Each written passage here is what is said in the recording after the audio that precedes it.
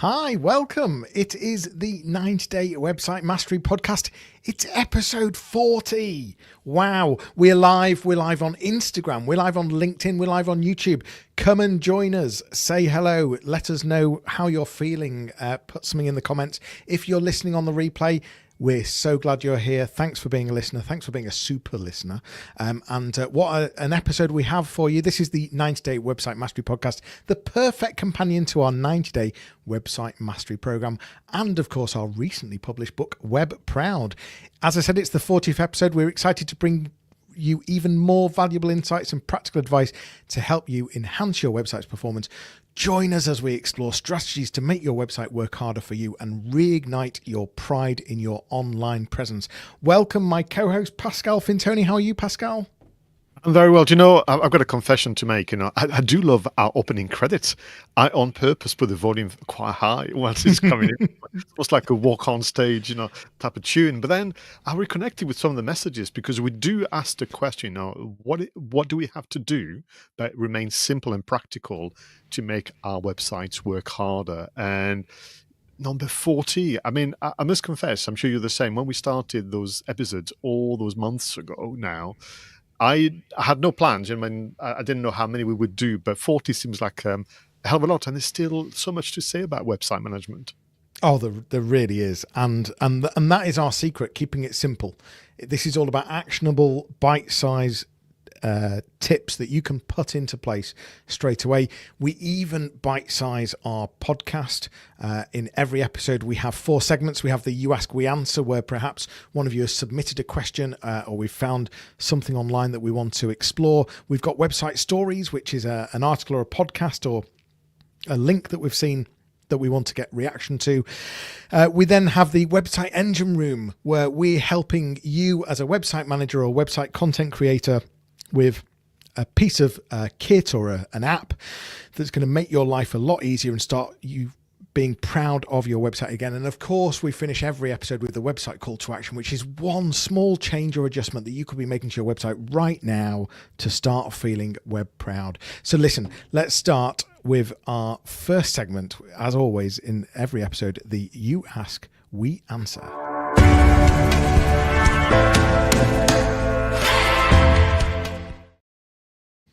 I think you're going to find this fascinating, Jonny, and all of you as listeners. So this is inspired by a recent mentoring session with a client whose business has grown. They move into their year 3, year 4 of operation. And on reflection, they do think their logo is a bit outdated or doesn't reflect necessarily where they are today. So the first question was practically, how difficult is it to change and update my logo on the website? But actually, I've been training now for a number of years. My logo would be all over the interweb. It would be listed on directories, would be maybe put in as an image, as part of a blog submissions on articles website. So not only, am I going to have to change the logo on my website, but what do I do with the old logo being all over the internet? And if people were to check me out on Google, they're going to see the old stuff. And I have some ideas, but I thought, let's ask Jonny. What say you? Yeah, branding is really important, isn't it? It's about making sure that you're building that trust and that credibility, and therefore you need that consistency. And so if you do have a refresh, you do need to keep things up to date. And for me, it's not just about the logo, it's about the iconography, it's about the fonts, it's about the feeling, everything around it, the imagery, the video, everything that's to do with it. And so I think it's about, one place to start is simply just Googling your brand name and seeing what comes up. So one place to focus might be some of the websites that come up on page 1 of Google, and maybe going into Google Image and having a look what comes up there. But I guess instinctively it would be the social media channels that you're using the most, and perhaps part of a logo refresh, which I would call a bit of a brand refresh, would be around, what's our new LinkedIn headers going to look like? What's our LinkedIn profiles going to look like? What's our X header going to look like? And so it's about creating elements for all the social channels.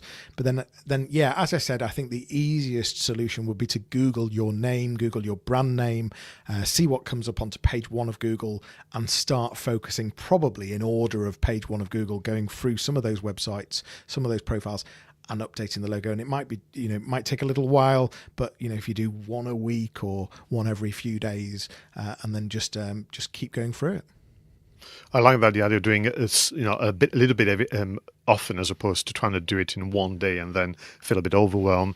You've all noticed as well that Jonny says X, I say Twitter. I'm a rebel like that. But ultimately, what we're trying to do here is use logic and good business sense. So, by all means, you look at search consoles as well. Look at, Google Analytics for where is the traffic coming from. That could be your A-listers, as you mentioned, Jonny, and go back to them. But to your point, though, maybe we should also create a sense of event about it and make a big announcement. Maybe get a press release out to your kind of key champions, partners, and suppliers so that they also understand it. But as part of it as well, I wonder if there would be a chance for someone to actually reflect on as well, where there is a presence of the logo that you want to update it. Perhaps you want to also encourage people to add the hyperlink so it makes the logo clickable on their platform, whether it's a directory or article submission, that kind of things. And maybe also look at the file name.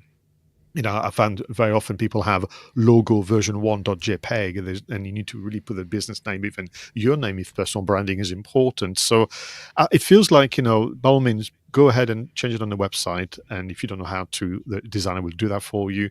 Your point about social media, so the platform you control first.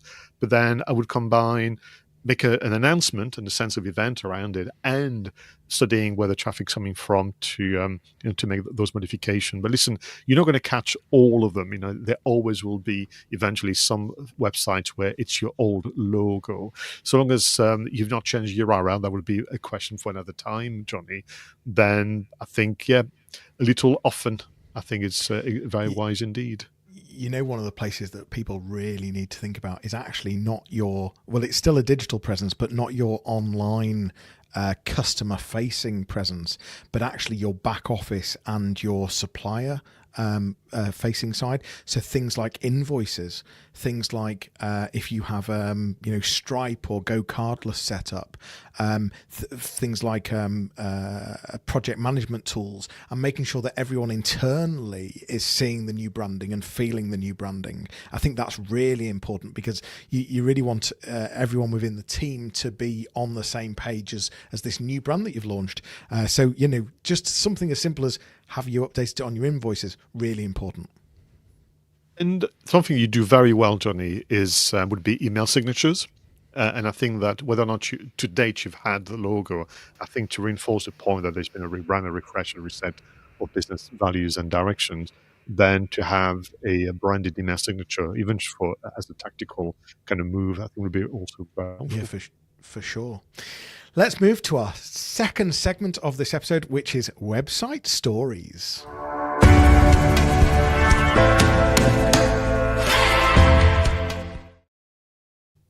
And this part of the show, Jonny and I select an article, a podcast, an infographic, anything that can help us reflect what it means to be a website owner manager in today's economy. And we've gone for an article that I think actually is going to make people reflect and talk for a while. This was written by Dan Taylor, who's the head of technical SEO at SALT.agency. And this article was submitted, Jonny, for the Search Engine Journal, which is a platform that you and I do like because they keep us up to date with the advances of SEO and now AI summaries. And this article had quite an intriguing title, Getting C-Level Buy-In for SEO Initiatives. And at first, when you kind of look at the article, it feels like a pretty straightforward bit of advice and some practical kind of do's and don'ts when you want to engage the director team from an organization around your SEO campaigns. So at first people could say, well, it's just me or there's just three of us, so what do I need to know about this article? But actually, if you allow me to describe some of the content, some of the advice, you'll find that it's applicable for all businesses, no matter the sizes, from a freelancer working on his or her own all the way to a larger organization. And I suppose what Dan's done really, really well is to remind so many of us that, let's say for argument, either SEO is a favorite subject or you find SEO difficult to understand. But historically, I'm sure you'll agree, in terms of the language, but also this obsession to report back on rankings and traffic and have a very, very strange language, or a very strange way to report back on SEO activities that are not relatable to the simple fact of marketing, selling, and looking after customers. And what the article is suggesting is that if you find a way for yourselves, if you are the SEO practitioner or someone that is new to the activity, to relate this idea of work, having a working relationship with search engines nowadays and AI summaries, as a true campaign that will drive revenue to number one. Bear in mind the conversation we just had a moment ago, create new touch points on the internet, but of course improve customer acquisition. You might find it a bit easier to navigate in our SEO. So the article has 3 sections. One, it suggests you should understand what matters to C-level leaders, but also how do you yourself as solopreneur approach it? And you should have essentially high-level goals. So, for example, you could say our goal in terms of using SEO would be to reduce reliance on paid media, or maybe we do want to increase revenue of that kind. So understanding what matters to C-levels leaders is a nice paragraph that you should go through. The second one, something we've covered you and I many a time, is engaging your colleagues and suppliers and your network to kind of foster collaborations. And I'm not going to spend some time on that, Jonny, because we've covered it quite extensively.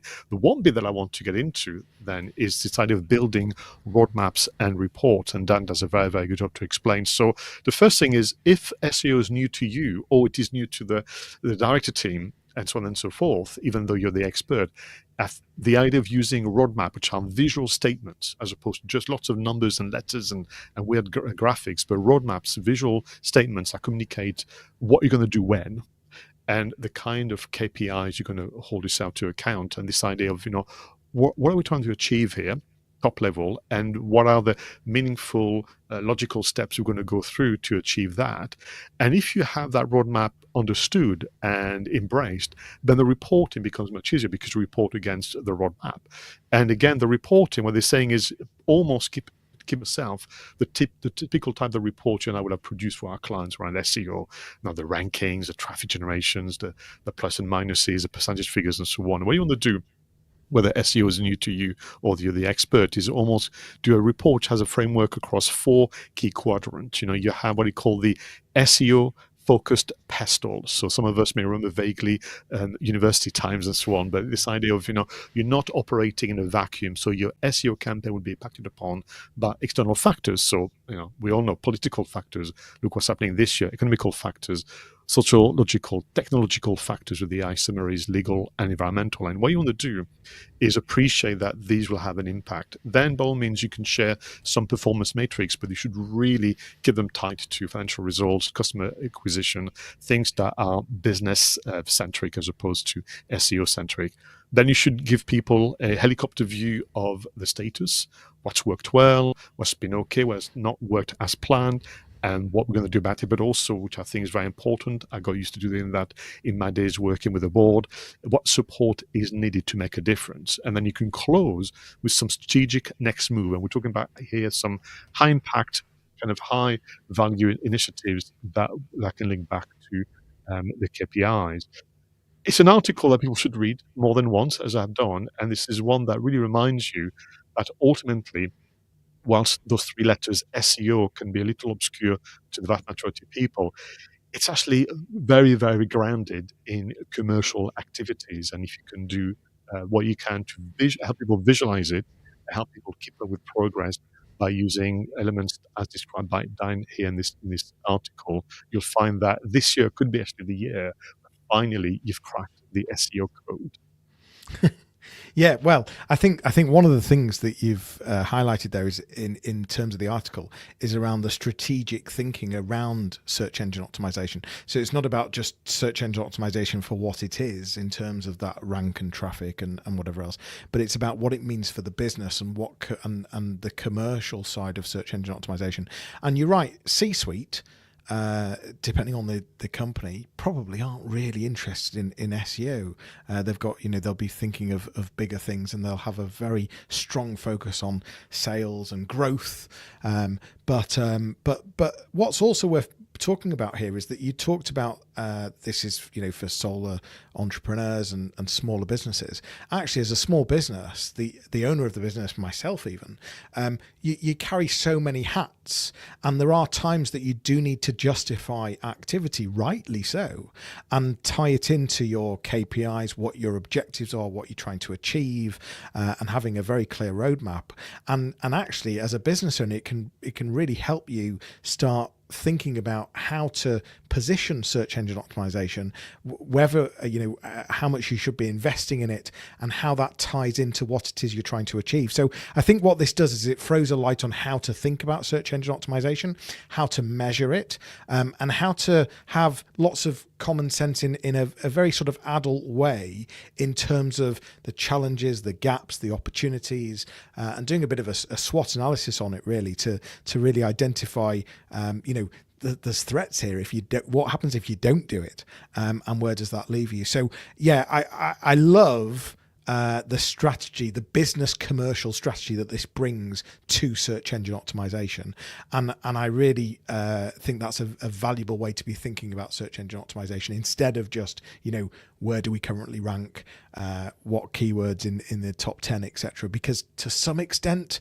some of that can be meaningless, and it's all about, as a business owner, constantly saying, yeah, but so what, and so what? Oh, we're here. So what? Well, we've got some extra organic traffic. Yeah, but so what? And that's so important. What is remarkable is you and I have been, in our own ways, the custodian of logic and reason when it comes to SEO. There's so many different ways in which you can go about it. As you know, as my attempt to make it less daunting and scary, I moved away from the term and adopted online reputation management. And there's many ways in which you can do it. But it still remains that, you need to have a clear idea of, who do you want to, impress, how are you going to go about it, and so on. But I've seen scenarios where people have a lot of traffic because they've applied the SEO techniques that everybody can think of, but they get little revenue or little kind of inquiries. And conversely, somebody they kind of think, we are invisible, nobody can see us when we Google ourselves, and yet the website traffic that they're getting converts very, very highly. So I'm with you on this one, that you need to know enough to have meaningful conversation, but everything has to be driven by the business strategy. Absolutely. Let's move on to our third segment, which is the website engine room.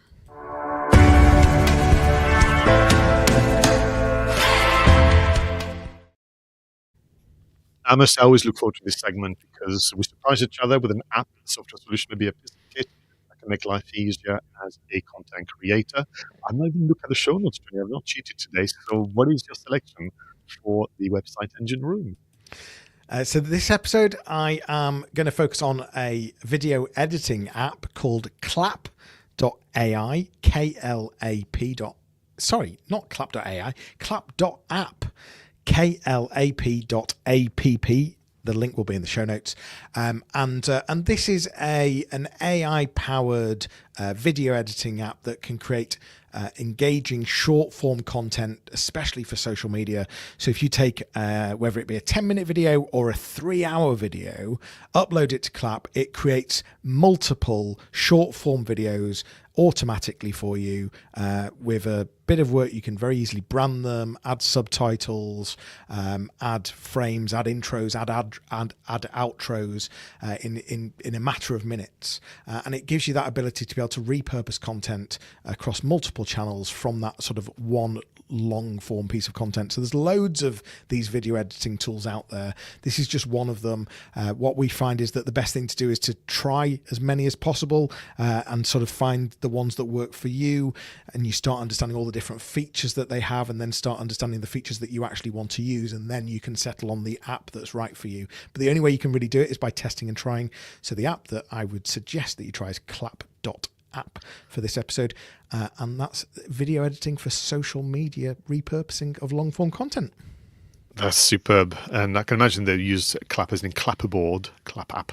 And you're right, we should test them because you have suggested others, and what I find with those platforms, they are always on occasion overtaken by better solutions. So again, be careful about your payment plans and so on. Don't commit if you think that there's a very competitive environment, which is one is. And talking of competitive environment, I actually want to go into static images. So you move for moving images with your selection. Mine is static images, and actually inspired by, again, the conversation that I had with a client about changing the logo. When we looked at the website, we had to recognize that things have changed over time and things are getting bigger, bolder, and better. And some of the images that they've got, they are just on a fraction on the small size, or they no longer have the original photos and it's been compressed and maybe looks a bit grainy compared to more recent iterations. So we're looking for a tool to upscale and maybe sharpen current photos because you want to make them bigger or to have a greater visual impact. And I was reminded of this platform called Pixlr. I think that's how you pronounce it, Pixlr, Pixlr. Now, it is known primarily as a kind of a photo editor or photo creator, but they've added some kind of AI toolkit, and one of them is to upscale and sharpen. So if you have a small compressed photo and you've lost the original or you never had it, then what Pixlr can do for you is increase the size, then sharpen it so it doesn't look too soft and too kind of pixelated. And that can be just a nice way to solve a problem where you are refreshing the website, you're refreshing maybe to your point, your LinkedIn forms and that kind of things. And those photos you've got, they are the right ones, but currently they're just a bit small, just a bit soft, a bit dated. And this AI platform can be a solution for you. The Pixlr Photo Editor, just look for the AI tools on the left-hand side of the dashboard. Nice. I like that. I like the idea that you can just sharpen up a picture with a click of a button. Very clever indeed. Two great apps there. And the whole idea here is for us to help you feel proud of your website again by showing you some of the apps that just make your life easier. And why waste all that amazing content by not polishing it and making it better and repurposing and sharpening things up. Let's move on to our last section, which is the website call to action.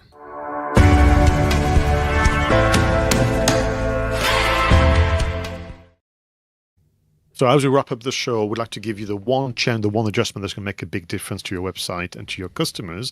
Jonny, what is your recommendation for the website call to action? Personalized content. So with the power of being able to track and understand if visitors have been to your website before, why not use some of that data to start personalizing content, just like all the big e-commerce platforms do, all the big shops, the online retailers. That's where a lot of business to business tactics learn from the direct to consumer market.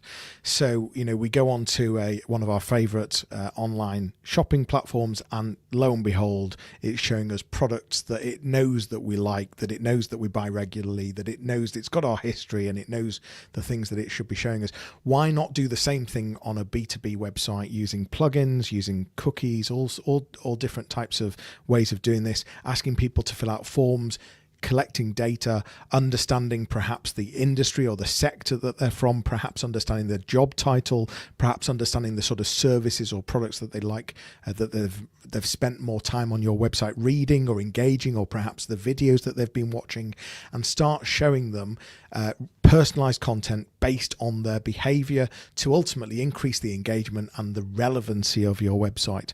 And as I said, you could do that based on pages they've visited, perhaps time they've spent on different pages, perhaps different downloads they've done, and start segmenting these people to give them hyper personalized content that increases engagement. Super. And listen, as you're listening to this, it makes it seem like a difficult thing to do, not to begin with. Do your research, use AI to give you some kind of structure in terms of your thinking, and of course, an engaging conversation, your website designer and people from your network. But interestingly, that's number one in the 2025 trends when it comes to website and digital this year. It used to be number 2 and 3 in previous years, Jonny, but personalized content has now become number 1 kind of preferred experience for consumers and B2B buyers as well. And I should say, by the way, I don't know what platforms you're using in terms of your websites, but take the example of WordPress. About 50% of B2B websites are built in WordPress. There's a plugin called If So Dynamic Content Personalization. It's a bit long-winded. If So Dynamic Content Personalization, and it's just a one-click install that actually, as Pascal's just said, some of this can sound quite complicated, but there's off-the-shelf plugins that just make this really, really easy. Super. My selection is actually a reaction to working with some of my coaching clients, and many of them have followed my advice, I'm glad to say, and I've been kind of writing monthly company updates or things similar in terms of supplementing their blogging and their social media. But it's fair to say that after a while, that the structure, the layout becomes very familiar to the audience, and it's understandable if people start to disengage. So my call to action is for everyone to review and rethink their company updates, whether it's on a website or on social media, both apply. And simply the question I have for them, Jonny, is it time for a new structure? Is it time for a new layout? Is it time for a new style, even, to surprise your audience and keep everyone engaged, including actually the content creators for that matter? Yeah, and you could apply that to email newsletters as well. So your e-shots. I am the worst for this because I'm such a visual person that I rarely read. I might just sort of read the headline, read a couple of bullet points.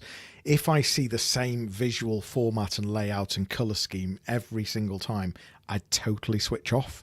So if you're trying to grab people like myself who are quite visual, changing that layout is so important. I think that's such a clever idea. Very clever idea. Thank you very much. Jonny, what is interesting is when we do the coaching sessions, training sessions, or even think about some of the book, we do use analogies a lot. And it's not wrong to think of the website as a magazine. And if you were a magazine publisher, you would not have the same cover over and over again. You would not have the same structure. You would try and surprise your audience with sometimes changing things around. They may not like it, but you've got to try those things, and also with specials and inserts and that kind of thing. So the same logic of engaging an audience, all of us should pay attention to the print media who've been doing it a lot longer than the web has been around. For absolute sure.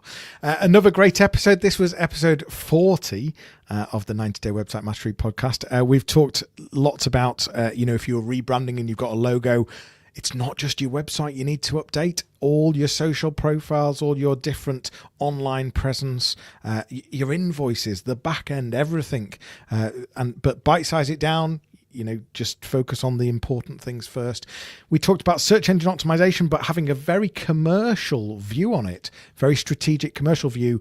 What does C-suite care about? They probably don't care about ranks and traffic.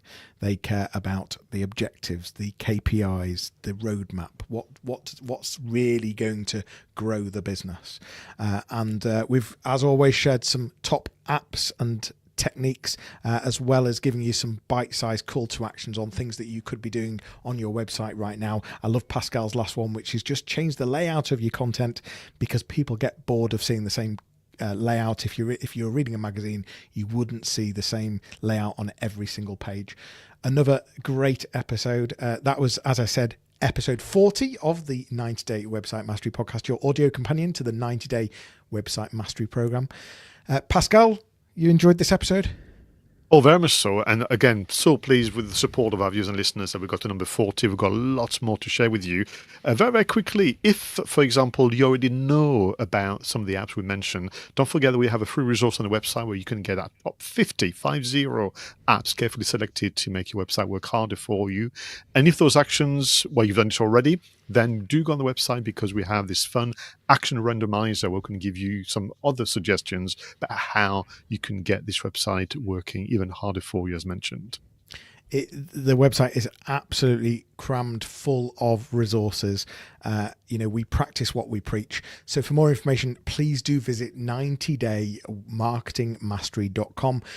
Use the resources. Alternatively, you can even book a discovery call with either myself or Pascal. Listen, it's been a great episode as always. Thank you very much indeed. Thanks for listening. Thanks for watching. Thanks for being here, whether it was live, whether you're on the replay afterwards.